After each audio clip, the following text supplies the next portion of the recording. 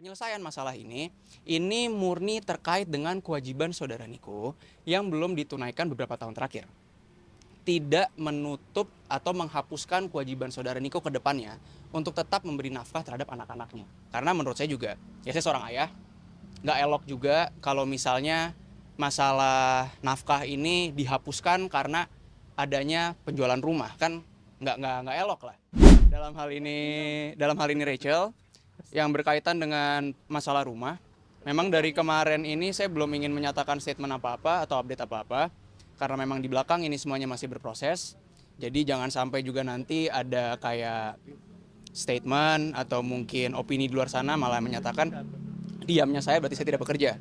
Bahwa justru diamnya saya ini karena saya sedang bekerja, menyelesaikan semuanya. Dan kemarin mungkin ada postingan yang sempat ramai kan. Jadi mungkin di sini saya ingin meluruskan beberapa hal. Yang pertama mungkin terkait dengan postingan dari klien saya, itu kalau nggak salah di Instagram, saya lupa, itu mungkin sekitar 2 mingguan lalu, dan memang saya belum ingin memberikan statement apa-apa kemarin, dan hari ini saya baru ingin menyampaikan update. Kalau kemarin itu, kalian juga tahu, saya telah mengadakan meeting bersama dengan lawyernya saudara Niko, dalam hal ini rekan Excel, dan di situ juga telah saya sampaikan kepada teman-teman bahwa terkait dengan proposal, ada proposal yang diajukan dari pihak saudara Niko ya, yang mana itu belum kami sepakati, jadi sebetulnya sifatnya ya masih sepihak lah. Dan pada saat yang bersamaan, itu klien saya Rachel lagi di US, lagi di Amerika Serikat, ya kalian tahu perbedaan waktu itu cukup jauh ya, sekitar 11-12 jam, jadi bagi saya juga untuk ingin menyelesaikan dalam tanda kutip terkait permasalahan itu kayaknya kurang kondusif. Nah, pada saat klien saya kembali ke Indonesia, barulah saya mulai nge-approach Rachel menyampaikan ini bagaimana. Dan sudah barang tentu tidak kami sepakati di awal, karena memang banyak lah yang belum sesuai. Nah, Rachel kaget kan waktu itu, makanya sempat posting lah nyari kontrakan karena masalah tenggang waktu mepet dan lain sebagainya. Ini yang pertama. Yang kedua, mungkin saya kembali lagi dari awal tujuan adanya ya salah satunya saya penunjukan selaku kuasa hukumnya Rachel. Karena ada yang pertama adalah untuk memperjuangkan hak dari anak-anak Rachel. Itu yang pertama. Dan yang kedua, bahkan telah saya sampaikan juga, terkait dengan rumah, Rachel ini nggak mau pusing. Nggak mau pusing dalam artian, kalau emang rumah ini mau dijual oleh saudara Niko, silakan aja jual, nggak ada masalah kok Rachel. Cuma tolong kewajibannya yang kemarin-kemarin itu ada, ya kewajiban yang belum tertunaikan lah, tolonglah diselesaikan. Nah, ternyata memang mungkin yang dapat menjadi opsi utama bagi saudara Niko untuk dapat menyelesaikan masalah ini, ya memang dengan menjual rumah. Ya di situ ya kami juga melihatnya ya menghargai juga lah, karena kan masih ada dalam tanda kutip ya itikat baik ya. Cuma jangan sampai juga nanti timbul karena ya saya gimana juga, saya buka sosial media, saya melihat di luar, masih ada banyak yang menyatakan tuh berarti kalau rumah ini dijual, Rachel posisinya lemah dong. Rachel kondisinya malah lebih ekstrim lagi, kalah dong. Kembali lagi seperti saya utarakan di awal, bahwa terkait rumah ini mau dijual ya dijual aja. Nah, kalau memang, mungkin saya luruskan lagi ya, kalau memang Rachel ini kami ya dalam posisi yang lemah, kami dalam posisi yang tidak memiliki daya tawar atau bargaining position, sudah barang tentu apapun yang disampaikan oleh saudara Niko melalui lawyernya, rekan Excel, pasti akan kami iakan. Cuma kan di sini enggak, maka dari kemarin saya belum mau statement apa-apa, ya saya masih back to back juga dengan lawyernya, karena dari awal, proposal awal, banyak yang nggak sesuai lah terkait dengan angka. Angka dalam artian di sini adalah kita sudah memperhitungkan dari beberapa tahun itu kewajibannya saudara Niko berapa, yang harus dibayarkan berapa terkait dengan uang sekolah, uang nafkah dan lain sebagainya. Ternyata yang ditawarkan masih di bawah itu. Tentu kita tidak mau dong. Saya masih berbicara juga terkait dengan masalah pengosongan rumahnya, waktu terlalu mepet. Lalu juga terkait dengan cara pembayaran juga kami tidak sesuai. Jadi saya belum mau banyak bicara, dan kemarin ini barulah ada yang disepakati ya dari situlah mungkin kalian juga bisa menangkap ya kami bukan dalam posisi yang lemah dong. Kalau kami dalam posisi yang lemah sudah barang tentu ya kami iya aja gitu, mereka mau ngomong apa itu bisa saya sampaikan. Nah, di sini juga saya justru kalian bisa melihatnya secara lebih luas ya. Saya melihatnya dalam perspektif yang lebih luas lagi, bahwa justru saya melihatnya Rachel ini wanita yang hebat loh. Iya, wanita yang hebat, memiliki hati yang besar, dan memang murni untuk memperjuangkan hak dari anak-anaknya. Kenapa?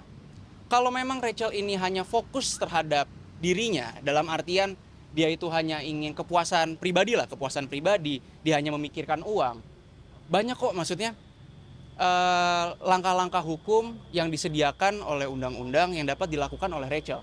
Bisa saja Rachel mengajukan gugatan, meminta ganti rugi baik itu imaterial atau imaterial, tapi tidak ia lakukan. Kenapa? Di sini saya melihatnya bahwa bagus malah. Saya melihat Rachel ini malah masih ingin menjaga wibawa saudara Niko selaku ayah dari anak-anaknya. Karena kalau enggak, bisa saja kita mengajukan gugatan gitu misalnya. Nanti rame lagi. Setiap minggu sidang kalian nanya update lagi ke saya. Beritanya nggak turun-turun, makin rame lagi. Malah kan kalau kayak gini, kasihan Nikonya juga gitu Rachel. Kan masih, ya saya melihatnya ini malah bagus gitu. Nah sehingga akhirnya ada yang disepakati terkait dengan rumah ini memang akhirnya dijual juga dengan sepengetahuan, dengan persetujuan, dengan terms yang kita mau juga, jadi nggak seakan-akan semuanya itu di fait accompli dari mereka kita mau, sudah sesuai. Tapi ya perlu saya garis bawahi lagi bahwa untuk penyelesaian masalah ini penyelesaian dalam tanda kutip ya, penyelesaian masalah ini murni terkait dengan kewajiban saudara Niko yang belum ditunaikan beberapa tahun terakhir.